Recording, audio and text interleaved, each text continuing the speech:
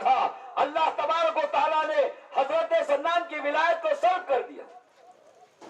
और आप मदीने मुनव्वरा को अपने काफिले के साथ जा रहे थे,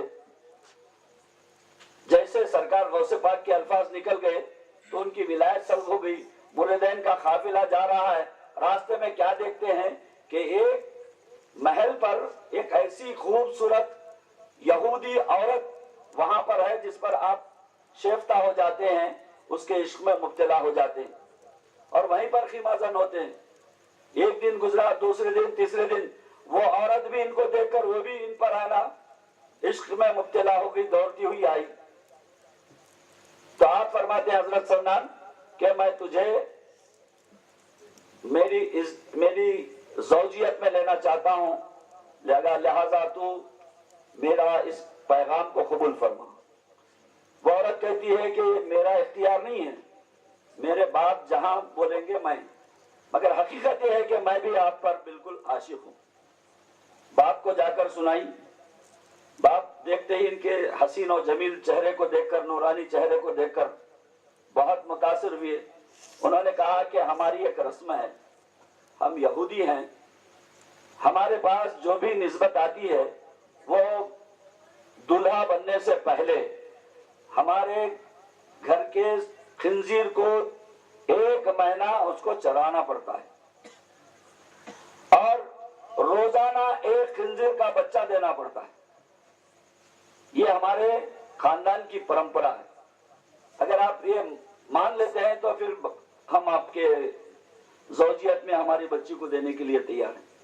तो हजरत सन्नान ने कबूल फरमा लिया। उसके बाद उनके सुवरों को चलाते हुए निकले। मुरीदैन हैरान परेशान हो गए, उनको बिल्कुल ही छोड़ दिए और वो खिंजीर चलाते चले जा रहे हैं। ये लोग मदीने मुनव्वरा में रो रो के दुआ करके वापस लौट रहे थे कि फिर हमारे पीर का हशर क्या है। जब आकर देखते हैं तो खिंजीर को हिकारते हुए, हाँकते हुए घर की तरफ जा रहे हैं। तो जाकर मुरीदैन उनके पांव पकड़े तो आप पहचानना भी मुश्किल हो गया। इतने में क्या देखते हैं कि वो पूरे मुरीदैन एक खिंजीर बच्चे दे देती है। शाम का वक्त है, 21 बच्चे जन्म देती है, एक इधर भाग रहा है, एक उधर भाग रहा है। आप इसको भी पकड़ने की कोशिश कर रहे हैं, उसको भी पकड़ने की कोशिश, पूरे मुरीदैन हैरान परेशान होकर देख रहे हैं। शाम का वक्त हुआ, 21 बच्चों को पकड़कर अपने गर्दन पर डाल के लेकर आ रहे हैं। तो आपसे रहा नहीं गया, रोना पीटना शुरू किया, अल्लाह की बारगाह में गिड़गिड़ा कर दुआ फरमा रहे हैं। इतने में एक काफिला जा रहा था, 9 तारीख का दिन था। पूछे भाई कहां जा रहे हो, क्या आपको पता भी तो है? कहा मुझे कोई ऐसा पता नहीं है। सरकार गौसे पाक ने हर महीने की 11 तारीख अवाम की फलाह और बहबूदी के लिए, उनकी तीमारदारी के लिए, उनके मसाइब व आलाम से छुटकारे के लिए मुकर्रर की है। और हमने लाखों लोगों को उस दिन जो उनकी बारगाह में दुआ करते हैं, इस्तेग़फ़ार करते हैं, वो कबूल हो जाता है। बोले कि इससे बड़ी और कौन सी शय चाहिए? कहा कि हम भी आपके साथ हो लेते हैं। फरमाया क्या है? वह तो हम सरकार गौसे पाक को फरमाएंगे। जब इनके साथ चले गए, 2 दिन का इंतजार हो गया। 11 तारीख जैसे आ गए तो कुछ ही भी अफराद के बाद इनका नंबर आ गया। देखकर सरकार गौसे पाक मुस्कुराना शुरू किए। फरमाते हैं कि क्या माजरा है सरकार, आप तो रोशन ज़मीर हैं, हम आपको क्या बताएं। हम ऐसी इस्तेदा लेकर आए हैं जो हमारे जबान पर भी वो बात आना महाल है। सरकार मुस्कुरा कर कहते हैं क्या आपने देखा जो हमारे कदम का इनकार किया, उसकी गर्दन पर खंजीर का कदम देखा आपने? कहा कि वही तो हम माजरा लेके आए। सरकार आप हमारा दिल का दुखड़ा सुन लीजिए, मेरे पीर को माफ फरमा दीजिए। सरकार गौसे पाक ने कहा अरे मियाँ ये तो उल्टा है, मुर्शिद पीर को बख्शवाता है और ये कैसा मुर्शिद जो मुरीद है ना, मुर्शिद मुरीद को बख्शवाता है, और एक ऐसा मुर्शिद आपका जो मुरीद पीर को बख्शवाने के लिए आ गया। कहा कि सब आप जानते हैं, मगर हमारा एक ही ये है कि हमको आप कुछ भी मत दो मगर हमारे पीर को बख्श दो।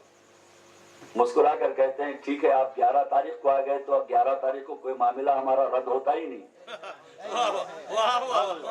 जाके पीर को सुनाओ कि तौबा कर ले और हमारे ہمارے قدم کو قبول کرنے کے لیے تیار ہو جائے. جاؤ میں نے معاف کر دیا.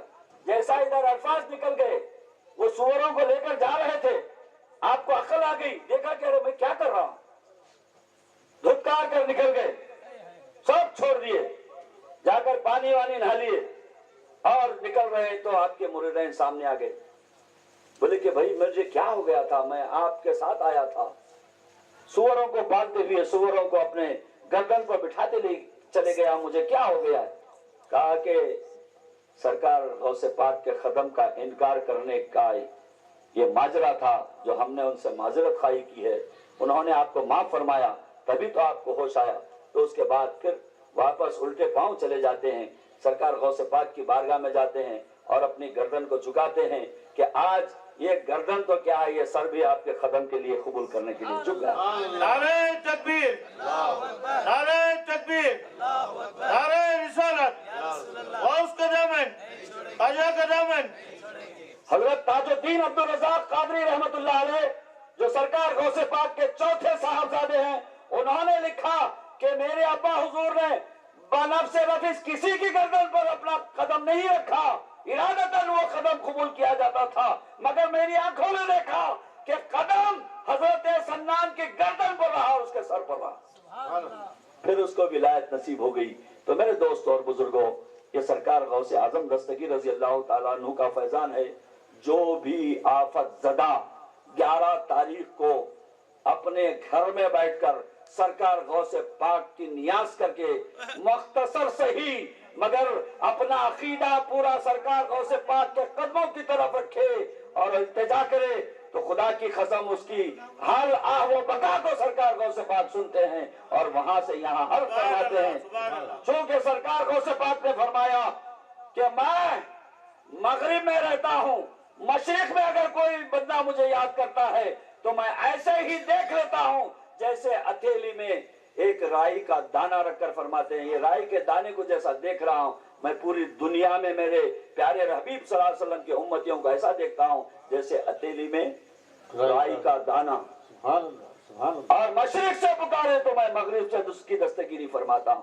تو میرے دوست اور بزرگوں, ہم بھی غلامان غوث ہیں, ہم رات دن غوث اعظم کو یاد فرماتے ہیں, مگر شرط یہ ہے کہ سرکار غوث پاک رضی اللہ تعالیٰ عنہ کا ادب اور احترام کرتے ہوئے ہر 11 تاریخ کو ان کی محفلیں رچائیں اور دل کی آہ و بکاری پیش فرمائیں اور ان سے دستبا دعا ہوں, تو یقین مانو کہ آپ کی التجا سرکار غوث پاک سنتے ہیں, آج بھی مدد فرماتے ہیں.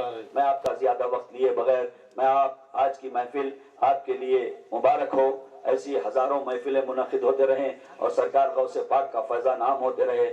اب میں آپ کے لیے دعا کرتا ہوں کہ پروردگارہ, گناہگار ہیں, خطا کار ہیں, سیاہ کار ہیں, سبھی کچھ ہے مولا, تیرے محبوب کے دامن کو تھامنے والے ہیں. پروردگار تیرے حبیب کے صدقے, تیرے حبیب کے محبین کے طفیل سرکار غوث السمدانی رضی اللہ تعالیٰ عنہ کے صدقہ و طفیل میں تمام کی دل کی مرادوں کو پورے فرما, تمام کی عرضوں کو برلا, تمام کے دل کی دھڑکنوں کو سن کر ان کے استدعا کو قبول فرما, ان کے حاجات اور مرادوں کو برلا. تیرے پیارے حبیب صلی اللہ علیہ وسلم کا صدقہ, پیارے رسول صلی اللہ علیہ وسلم کے پیارے نواسے سرکار غوث پاک رضی اللہ تعالیٰ عنہ کا صدقہ ہم تمام کو ایک اور نیک بنا دے, سب کے جائز مرادوں میں کامیابی اور کامرانی نصیب فرما. ہمیں جو بیمار ہیں ان کو صحت کاملہ اور تندرستی تامہ نصیب فرما, ہمیں جو پریشان ہیں ان کی پریشانیوں کو دور فرما, ہمیں جو مقروض ہیں ان کے قرضوں کو ادا فرما, ہمیں جو مقاصد اور مراد لے کر سرکار غوث پاک کی یاد فرماتے ہیں, سرکار غوث پاک کے صدقہ و طفیل ان تمام کے دلی مرادوں کو پورے فرما. وصلی اللہ تعالی علی خیر خلقہ وقاسم رزقہ سیدنا و نبینا و حبیبنا مولانا محمد معدن الجود والکرم, آمین برحمتک یا ارحم الراحمین, والحمدللہ رب العالمین. اور 2 افراد بچ چکے ہیں.